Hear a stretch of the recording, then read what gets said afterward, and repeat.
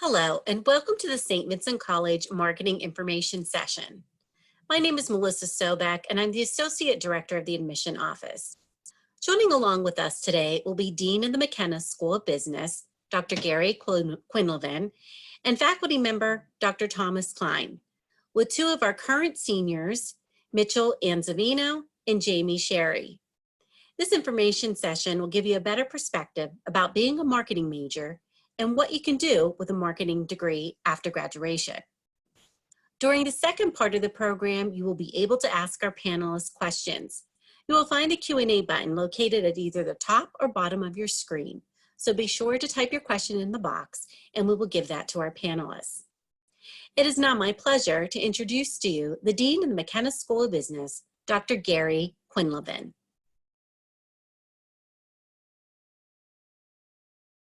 Hey, welcome to our webinar for the McKenna School. And today we're going to focus in on marketing. And there's a lot of key points about marketing we'd like you to know about. One, we do a lot of SAP at St. Vincent, and SAP is the #3 biggest seller of software worldwide. But they sell the software that runs corporations, and we are SAP's #1 academic source for SAP B1 in the entire United States. So we get a lot of internships from them, and a lot of our marketing students do SAP. Stanley Black & Decker, good relationship with them. They give us 3 marketing scholarships every year. The president of Stanley Black & Decker is a St. Vincent grad, and they're in 171 countries. BPMI, Bechtel, gives us co-ops every year. They give us 4 positions every year, which is huge. We have a sports marketing track, and we do a lot of tools in our marketing program to assist the students to get jobs and internships. But heavy emphasis on strategic marketing, marketing research, Stats 1-2, Tableau Business Intelligence, data analytics, global marketing. So a lot going on at St. Vincent. Now, this is our marketing job placements over time. You can see we've had 100% from 2014 to 2019. And in 2019, 100% placement with a 93.8% response rate. We had 32 grads, 30 placed, 2 no response. And look at our 2020 placements already. They're just starting, we're just getting the information in, but you can see we've got 3 going with SAP, and SAP pays a lot of money. These are great placements. Stanley Black & Decker, sales coordinator, Mylan's Pharmaceuticals, brand marketing strategy. We got 2 going on at grad school, 1 at Georgetown University, an MS in integrated marketing, and 1 at an MS in management program right here at St. Vincent College. And that program, MS Management Operational Excellence, has been ranked top 100 3 times in a row by U.S. News and World Report. Look at those medium starting salaries for marketing. They're outstanding. All above $50,000 since 2017. Can't go wrong. Things will go well for you at St. Vincent. One of the reasons why we have such a strong program is our professors. And we're fortunate to have one of our professors with us today on this webinar. It's Dr. Thomas Klein, PhD from the University of Cincinnati, MBA from the Darden School, which is top 10. He is the co-author of the best-selling consumer behavior book utilized in the United States at colleges and universities. Been published in 2 other languages, and chances are, if you go to another university, you take consumer behavior, if you're a marketing major, you'll be using his book. Well, we got the author right here at St. Vincent College. So let me introduce and turn the floor over to Dr. Thomas Klein.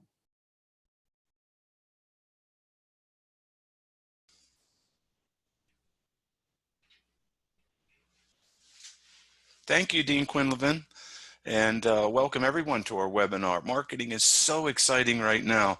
The products and services that are available to consumers to make our lives better on a daily basis, we could not be in a better spot, and that's what our students learn. It's a nice blend of art and science. We get students who are quiet and analytical, and we attract students who are outgoing and creative, and it's been a joy to be at St. Vincent and to see this major evolve. Some folks equate marketing with telling and selling because advertising is so pervasive and sometimes salespeople are annoying, but that's really an antiquated view. Marketing begins and ends with the consumer. As marketing professionals, our job is to anticipate and satisfy customer needs in a way that benefits society. That's it. That's our job. So organizations that push unwanted products and services, they rarely survive. But marketers who listen and talk to consumers. We come up with need-satisfying products that improve consumer standards of living, from electric cars to medicines for arthritis to clever phone apps that tell you what tree and plant you see on your daily hikes. Great marketing makes selling superfluous. So the great brands like Disney and Starbucks and Apple and Nike thrive by delighting consumers, and that's our job. Right. Thank you, Dr. Klein and Dr. Quinlivan, for that information. We're now going to open it up to our audience to ask the two of you questions along with our seniors. So you again can find the Q&A button located at the top and bottom of your screen. Type your question and we'll be sure to answer those. And it appears we have one question coming in already from James. And Dr. Klein, we're going to give the first one to you. He wants to know, what is involved in being a marketing major? What is marketing? Well, marketing is going to start with the language of business and the language of economics, because economics is our mother discipline. Much of what we learn comes from economics and psychology. So marketing's fairly new, and there's a lot of really fun ideas involved in getting the right products to consumers. So we'll start with accounting and finance, and we'll start with statistics. And then we take courses in marketing where students fine-tune their skills. What they'll do in marketing is learn the basic fundamentals of how to price, how to distribute, how to communicate with customers, and how to take information and design the best products. Then they take courses in advertising and promotion and consumer psychology to understand the qualitative and the psychometric reasons consumers make decisions. Then they take courses in marketing research, where they collect and analyze data. They take courses in global marketing, and they take courses in Tableau, which allows them to present their material better. And they finally have a capstone course where they run a business for the entire semester. All right, thank you. Our next question coming in is from Ella, and this is going to first go to Dr. Quinlivan, and then we will have Mitch and Jamie share their experience about this as well. So Ella wants to know, internships, how many do I have to complete during my time at St. Vincent College? Is there a recommended amount? How do I go about finding an internship? So Dr. Quinlivan, if you can answer that first, and then Mitchell, you can talk about your internship, and Jamie, you can share your experience as well. Dr. Quinlivan? Sure. To our 2019 graduates, 87% of them reported having at least one internship. That was for credit, and the other 13%, I have no doubt, had internships too. We don't require them at St. Vincent, but we push them very heavily. In fact, the ones who had internships that reported them, they had on average 2.5 internships. Just do one internship. They did multiple internships. We have a great career services department that works with our students to assist them with internships. I assist them in internships too. I get a lot of phone calls from alumni from various corporations seeking out interns. I turn it right over to career services, and we try to get those students placed as quick as possible. Let's turn it over to the students. Let's hear what their experiences were. Sure. Mitch, if you'd like to share first. Yeah, so during my time at St. Vincent, I've completed 2 Disney College programs in Orlando, Florida. And this past year, I wanted to get into the sports industry, so I reached out and I got an internship with the ballpark operations team with the Pirates. So those are 2 I've done at St. Vincent so far. All right, wonderful. And how about you, Jamie? What have you completed in terms of internships? So I've had 3 internships over my time at St. Vincent. I had one my freshman year. Coming out of my freshman year, I had another one following that, and then I had one just this past summer. For the first 2, I worked in a local library, helping them to update their collection and to create an excellent user experience for all visitors. I also helped to create a website that would be used countywide, which I realize as I say that doesn't sound that impressive, but you have to realize whenever your budget is 0, you get to come up with such creative solutions. It's fun, it's hilarious, it's a lot of research, it's a lot of fun. For my third internship, I guess, I actually worked with Mr. Markley in the SAP program to find an internship in New Jersey. I worked for Filter Equipment. They gave me really a very nice paycheck which I know that sounds like that's not what you should be worried about, but you should. Um, I did marketing though for them as well, and I created 2 websites for them, created multiple brochures and information pamphlets, and I had to do a lot of my own research again. And so, yeah, it was a lot of fun. All right, great. Hey, it's always wonderful to get a paycheck while you're working in your field of interest. And I think it also helps you work a little harder when you're getting paid too. So nothing wrong with that. All right, again, we're gonna turn it back to our students. We have a question coming in from Jay. So Jamie, if you want to answer first, what activities are you involved with at St. Vincent? It could be within your major, and it also can be outside of your academics. So if you want to go first. If you're going to go to college, you should make the most of it. And so I started immediately with a part-time job. I was in Benedictine Leadership Studies. I'm in honors. What else did I do? I did a ton of stuff. It's all on my resume. I was a member of the Swing Dance Club, Gilbert and Sullivan, a play company here at St. Vincent. I was part of the McKenna School Alumni Association. So yeah, a lot. But easily my favorite thing was Women in Business. It's our campus's largest club with over 120 members, which is about 10% of our student population. They come from, honestly, all kinds of disciplines, but honestly, mostly concentrated in business and mostly women. But yeah, let me see. I was president of that club for a full year. During that time, I worked to create programs that would help prepare our members for the business world in a way college classes might not. So to elaborate on that further, what we did was an internship panel where we answered all your questions that you might have about internships, how to get them, how to act during them. We do meals with professors to help you get to know them better. We do presentations throughout the year on how to dress and act in business settings. My favorite program is whenever we have an etiquette dinner and we have a really nice catered dinner to teach you how to eat properly in a job interview. That one's a lot of fun because generally cheesecake is involved. And then the crowning glory of every president's year is we always take a trip to New York for 3 days. We fund this through a lot of student fundraising, and we go there for 3 days. We visit a few companies. We have been going to NASDAQ for the last few years, which is an amazing experience as they're one of the best companies in the world, and they're willing to tell us so much about their company. And so, yeah. I recommend every student join. Great, very impressive. Thank you. And how about you, Mitch? What are some of the activities you're involved with at St. Vincent? So I've only been at St. Vincent 2 years after transferring in from the community college. So I really had no intentions of doing like too much with St. Vincent when I first got there. But being in class with Dr. Klein and stuff, he actually reached out to me on playing on the golf team. So I'm on the golf team. And other than that, just kind of trying to stay active with the school there and different sports and activities that people present to me. So other than that. Great.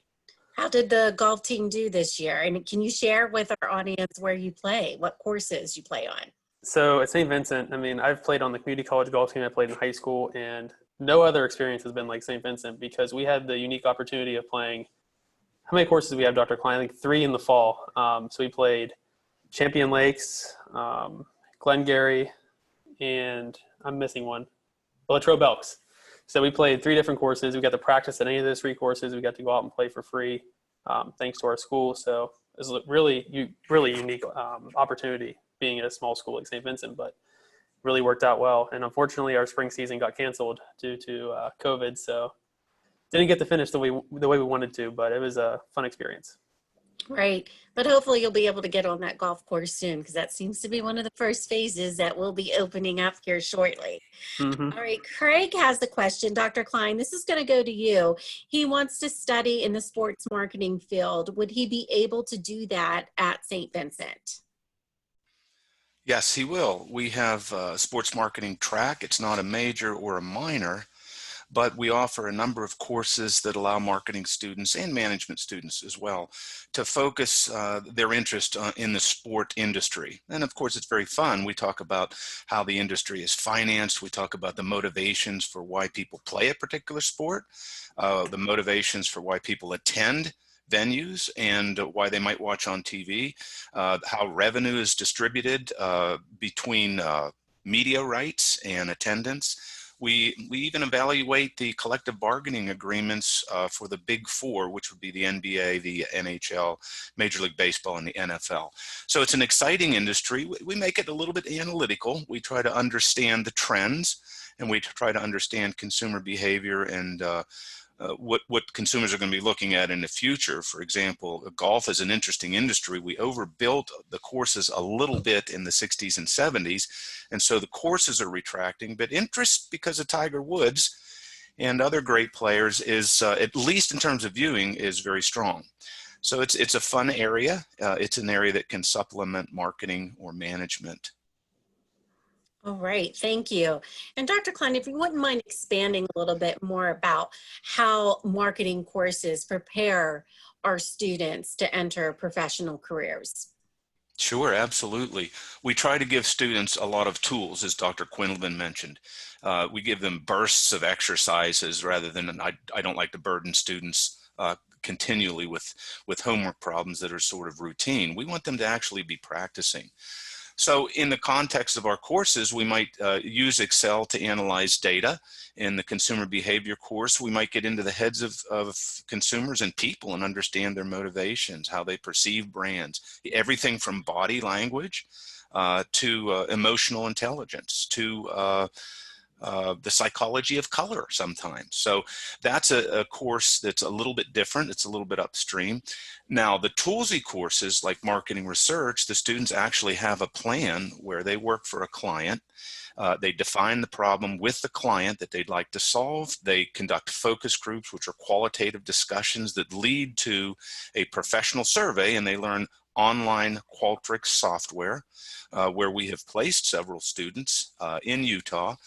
And when they design the survey, it includes everything from videos to graphics and skip logic and randomization. And when the data come in, we then learn a statistical package for the social science, which is a sophisticated data analytical tool.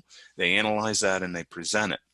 So that's just scratching the surface, but that's kind of the feel for the marketing programs. We want them to have things on their resume that explain to their prospects that there's some talent that they can go right into business and use and help their employers. Okay, thank you. So Katie has a question and she wants to study abroad. And I know Jamie, one of our panelists here, she has studied abroad. So if you'd like to share with Katie your study abroad experience, Jamie, please go ahead. So first off, what you should know is the study abroad office here will work really hard to get you into study abroad. The woman who runs it loves study abroad. So I have friends who thought they would not be able to study wherever they chose, but they were able to because she worked so hard to get them into programs that would help them. I actually won a scholarship to go study abroad in Northern Ireland, and I'd always wanted to go to Ireland, so why not? And I took 3 business courses over there. It's really, I don't think college would have been complete without study abroad, in all honesty, just because while you're there as a business major, analyzing how they run their businesses there, the culture, the differences, what you should be looking for in your own culture to see how you market to them is astounding. It's really, I think marketing majors benefit the most from study abroad, honestly. I agree. I always tell my students that are looking to do business to try to do study abroad if you can, because it will make you more marketable in your field. Dr. Quinlivan, I'm going to toss another question to you. Elaborate on the study abroad. How about for the students who don't want to go away for the whole semester? I know the business school has taken some spring break trips. Can you talk about that a little bit? Yes, we do a trip called OE Around the World.